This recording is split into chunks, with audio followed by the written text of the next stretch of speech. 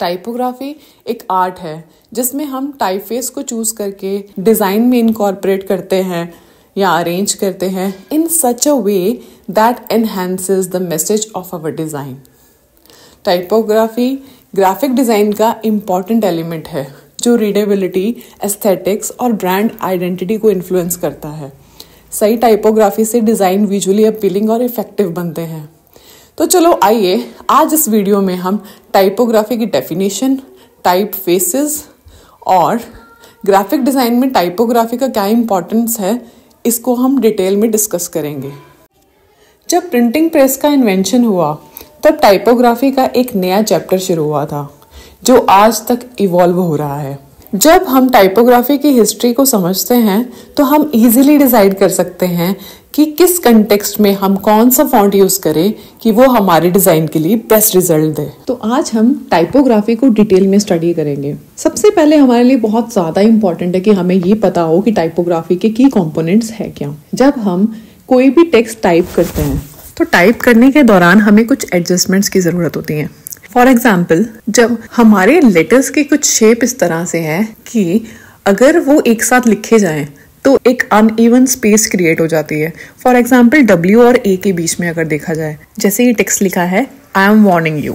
अब इस W और A में एक अनइवन स्पेस है जो दूसरे लेटर्स के मुताबिक थोड़ी सी ज्यादा है, तो इस स्पेस को मुझे मैनुअली मैनेज करना पड़ेगा। जब मैं इसको दूसरे लेटर्स के इक्वली स्पेस करती हूँ तो सिर्फ इन दो लेटर्स की स्पेसिंग को हम कर्निंग बोलेंगे, राइट। नेक्स्ट हम बात करेंगे ट्रैकिंग। जैसे कर्निंग में क्या होता है कि दो लेटर्स के बीच की स्पेसिंग की एडजस्टमेंट, लेकिन ट्रैकिंग में क्या होता है कि जितने भी लेटर्स हैं उनके बीच में जितनी भी स्पेस है उसको बैलेंस्ड करके एडजस्ट करना या अरेंज करना।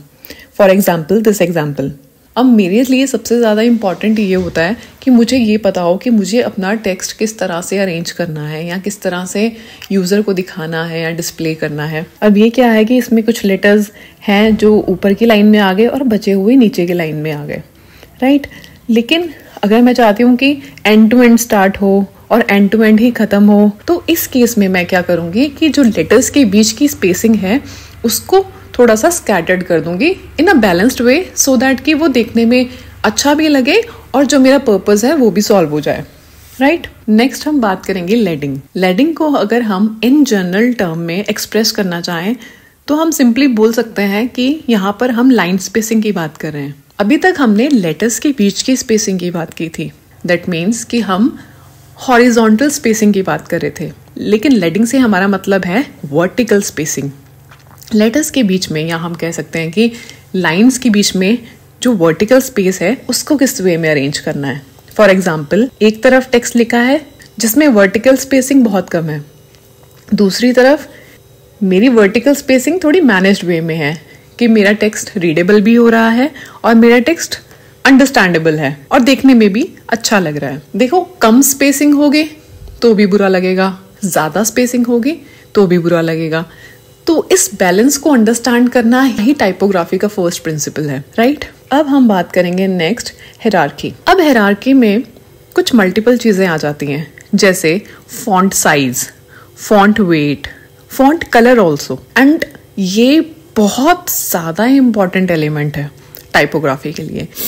मान लो कि मेरे पास एक टेक्स्ट मैटर है, मुझे कुछ लेटर्स हैं जो मुझे एम्फेसाइज करने हैं या हाईलाइट करने हैं, तो उसको मैं थोड़ा सा बड़ा और बोल्ड इफेक्ट दे दूंगी। और कुछ टेक्स्ट हैं जिनके बिना मेरे टेक्स्ट का मीनिंग कंप्लीट नहीं हो सकता, लेकिन जरूरी नहीं है कि मैं उसको प्रॉपरली दिखाऊं, तो मैं अपने डिजाइन की रिक्वायरमेंट के हिसाब से फॉन्ट साइज के साथ प्ले कर सकती हूँ। तो मैं उसको साइज थोड़ा छोटा कर सकती हूँ या छोटा करके बोल्ड कर सकती हूँ, ठीक है। और जैसे यहाँ एक छोटा सा ब्लॉक बना के योर प्लेस लिखा है, ऐसे कर सकती हूँ। एड को जिस तरह से इन्होंने शो किया है कि एक ये हाईलाइट एलिमेंट भी है, लाइन के मीनिंग को भी पूरा कर रहा है और मेरा पर्पस भी सॉल्व हो रहा है। तो इस वे में हायरार्की बहुत इंपॉर्टेंट रोल प्ले करती है टाइपोग्राफी में। नेक्स्ट हम बात करेंगे अलाइनमेंट की। मान लो कि अगर हमें अपना टेक्स्ट लेफ्ट की तरफ रखना है तो हम उसे लेफ्ट अलाइनमेंट कहेंगे, और अगर हम उसको बैलेंस्ड वे में सेंटर की तरफ रखेंगे हमारे टेक्स्ट को तो उसको हम सेंटर अलाइन कहेंगे। और वहीं अगर हम अपना टेक्स्ट राइट की तरफ रखेंगे तो उसको हम राइट अलाइनमेंट कहेंगे। इसके अलावा हमारे पास जस्टिफाई का भी ऑप्शन होता है, जिसमें हम अपने टेक्स्ट को left to right, end to end filled text रखते हैं, सो दैट कि एक कंप्लीटनेस की फीलिंग आए। नेक्स्ट हम बात करेंगे टाइप फेस।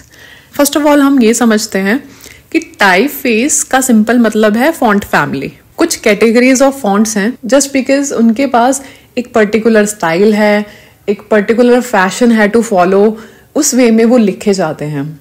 आइए इसको हम थोड़ा एग्जाम्पल के थ्रू समझते हैं। सबसे पहले हम बात करेंगे सेरिफ टाइप फेस की।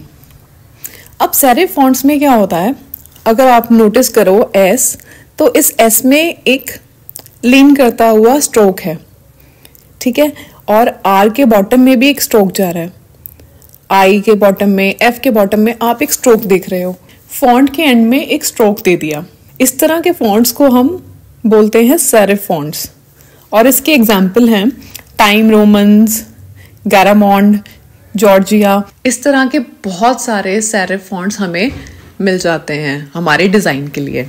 सेरिफ फॉन्ट से हम अपने डिजाइन में एक ट्रेडिशनल प्रोफेशनल लुक देते हैं, और इनका यूज होता है बुक्स में, न्यूज़पेपर्स में, या कोई भी किसी तरह का फॉर्मल डॉक्यूमेंट हो। नेक्स्ट हम करेंगे सैंस सेरिफ की बात। अब सेरिफ में स्ट्रोक था, सैन मीन्स विदाउट, यानी विदाउट स्ट्रोक। तो अब इन लेटर्स में आपको स्ट्रोक्स देखने के लिए नहीं मिलेंगे, ये सिंपल लेटर्स हैं।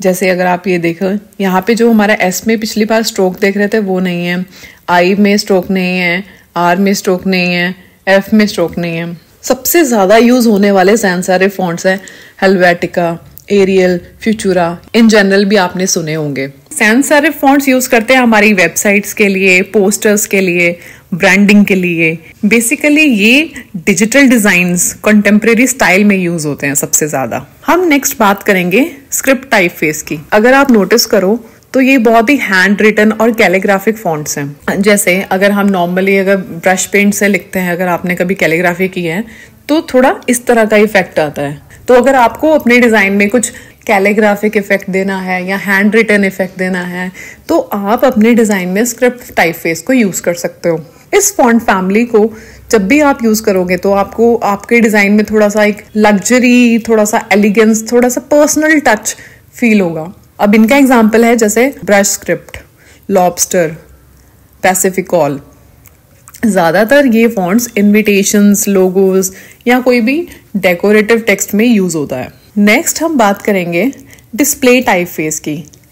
ये बहुत ही ज्यादा स्टाइलाइज्ड फॉन्ट होते हैं जो कि इमीडिएट अटेंशन ग्रैब करते हैं। For example Impact, Bebas Neue, Cooper black.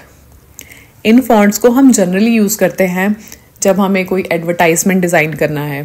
Posters में भी हम इन फॉन्ट्स को यूज कर लेते हैं। नेक्स्ट हम बात करते हैं मोनोस्पेस टाइप फेसेस। इस फॉन्ट फैमिली में हर एक लेटर इक्वली स्पेस्ड होता है, जो कि आपके डिजाइन को एक यूनिफॉर्म लुक देता है। फॉर एग्जाम्पल कुरियर फॉन्ट की बात करें, इस तरह के फॉन्ट्स जनरली हम कोडिंग में यूज करते हैं, टेक्निकल डॉक्यूमेंट्स होते हैं, वहां पर इस तरह के फॉन्ट्स का इस्तेमाल ज्यादा होता है। अब इसके बाद हमारे पास एक और फॉन्ट फैमिली है जिसको हम बोलेंगे डेकोरेटिव टाइप फेस। ये थोड़ा सा आर्टिस्टिक फॉन्ट है, थोड़ा सा यूनिक, लेकिन बहुत ही स्पेसिफिक थीम्स में ये यूज होता है।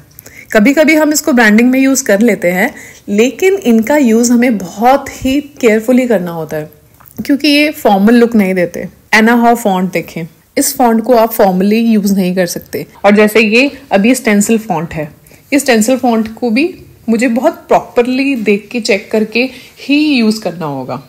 आज हमने टाइपोग्राफी के कुछ बेसिक्स देखे। आई होप आपको ये वीडियो अच्छा लगा हो। अगर आपको ये वीडियो अच्छा लगा है या कुछ आपकी नॉलेज में ऐड ऑन हुआ है तो आप लाइक करें, कमेंट करें, सब्सक्राइब करें, शेयर करें। या आप चाहते हो कि मैं किसी डिज़ाइन टॉपिक पे वीडियो बनाऊं तो आप प्लीज़ कमेंट करिएगा। Thank you. Thanks for watching.